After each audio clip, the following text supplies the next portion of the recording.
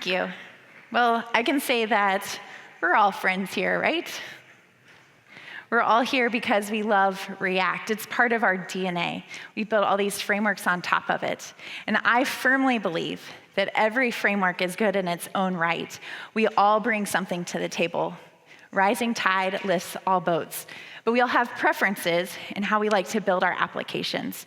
We have opinions about what the developer experience should be like, how files should be organized, and what patterns are the most efficient. And with certain conventions and tools, we're able to move faster, not only individually, but also as a team. So let's break this down a little bit. First, let's talk about what we're building, an application. And applications are really about data. So we have CRUD, create, read, update, and delete. And that's really 90% of application development, right? Without the ability to fetch that data, we just have a static website. Now, I've been in the industry a long time. I started working at an agency in 2002, back when people still called us webmasters. I feel like that's from Star Wars. They would call me on the phone, and if they were really high tech, I get an email that says, please make these changes to my website. I'd make the changes, and I'd use FTP to update the files on the server. Now, back then, times were much simpler, and it was still really fun to build, but now we have so many more tools at our disposal, and it's been amazing to see all the things that people have been able to build and what can actually be run within a web browser. But one thing that's common between then and now is that it's still all about the data. We want to take a set of data, we want to be able to view it, manipulate it, pivot it, filter it, and sort it. We make inferences and decisions based on that data. And I'd argue that's the core element of any application, the data. So when it comes to building an application, that's the piece that we care about. Fetching the data, grabbing it from a database or an API, and then doing something with that. So my name is Amy Dutton. I'm a lead maintainer on the RedwoodJS core team, and this is something that my team obsesses over. Redwood has been around for a while. It's 4 years old, so it's not a brand new project. We are co-founded by Tom Preston Warner, who also co-founded a little project called GitHub. Maybe you've heard of it. Or if you've used the extension TOML, he is also the Tom in TOML. So I'd say his track record is pretty good. We are an independent open source project, and it's sponsored by Preston Warner Ventures, so we are fully funded.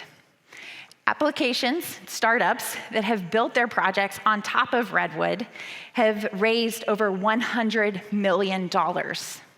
One of our most successful applications is called Puzmo. And this was co-created by Orda. He started at Microsoft. He worked on the TypeScript team, and he left Microsoft to build Puzmo full-time. It was actually acquired by Hearst Publications.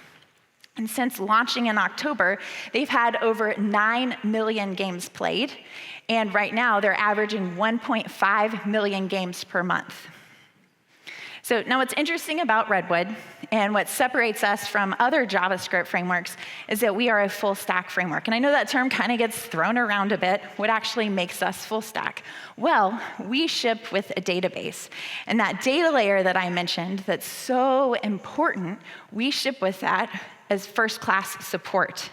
Now, historically, this has been within the context of GraphQL, but Redwood now supports React server components. And so this makes working with data even easier. And while we'll always continue to support GraphQL, you're no longer tied to GraphQL. And you can bring whatever backend or API you want to work with. So let's take a look at some code, because that's what we care about, and see Redwood's flavor of implementation and how this might vary from some of the other options that are available. So within Redwood, we have something that's called a cell. And a cell is something that's really unique to us, and one of the things that makes that Redwood Redwood.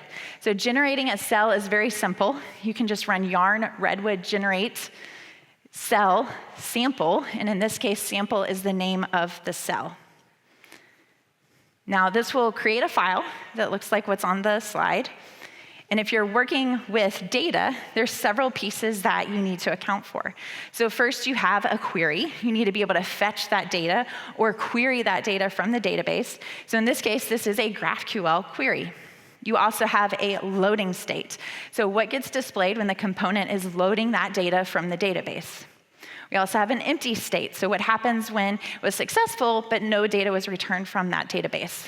Or you also have a failure. We need to be able to see the error that came back from the server.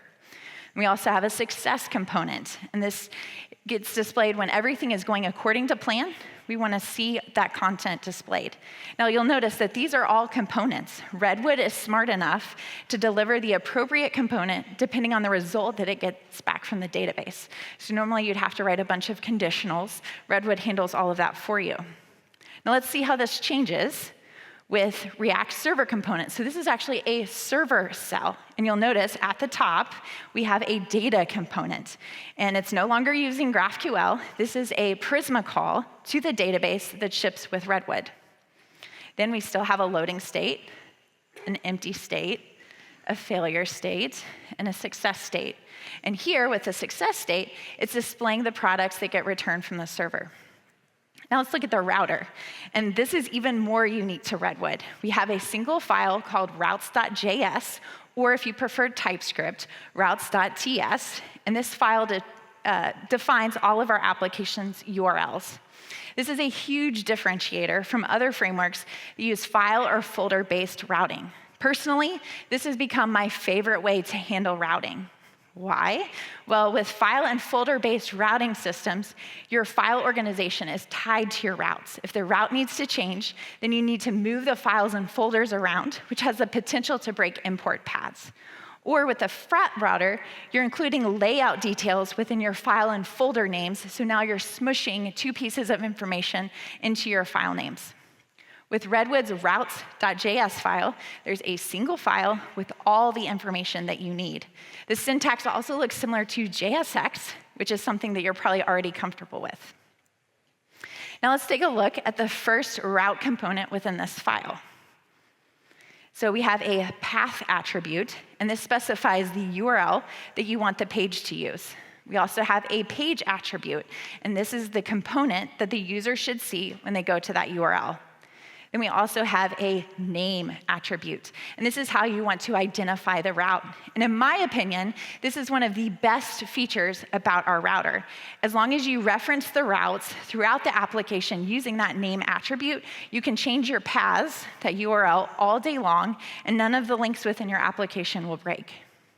As a prime example, you'll notice a little bit further down, I have a login page.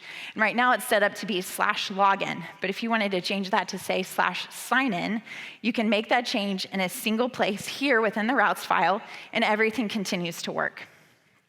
So let's talk a little bit about handling layouts. Here I have my auth pages: login, sign up, forgot password, reset password, and accept and invite. And these elements are wrapped within a set component. And this has a wrap attribute that specifies the component that I want to use for my layout. And again, you aren't forced into a URL convention or a file naming convention based on what layout you want to use. Let's look at it one more kind of set component. So here I have a private set, and these are password-protected pages. That's right, authentication ships out of the box with Redwood. So here we have an unauthenticated attribute that will send the user to the login page if that user is not logged in. And just last week, we shared a blog post on our website explaining how auth works with middleware in Redwood. So Redwood has so many integrations out of the box. We just touched really on one, the data side, which includes databases, but it also has Storybook and testing built in. So it's easy to see all these tools that Redwood provides and say, hey, isn't this just a starter kit? Well, with starter kits, yes, they provide you with different ways to get started faster, but what happens when the library or tools upgrade? All that maintenance work, that falls to you. So Redwood handles all of your dependencies for you, so you don't have to. And upgrading is as simple as running a single command within the terminal: yarn redwood upgrade. So with that, I hope that you will all upgrade and take a look at Redwood. You can scan the QR code to get to go to a dedicated landing page for ReactConf. And here you can find additional information about key differences between Redwood, Next, and Remix. You can also see some of the stuff that the team has been working on with React Server components and SSR, including our roadmap. And if you're interested, I'd encourage you to sign up for our newsletter so that you can follow along. Thank you. Ash on the mic, bringing the heat. ReactConf 2024 can be beat.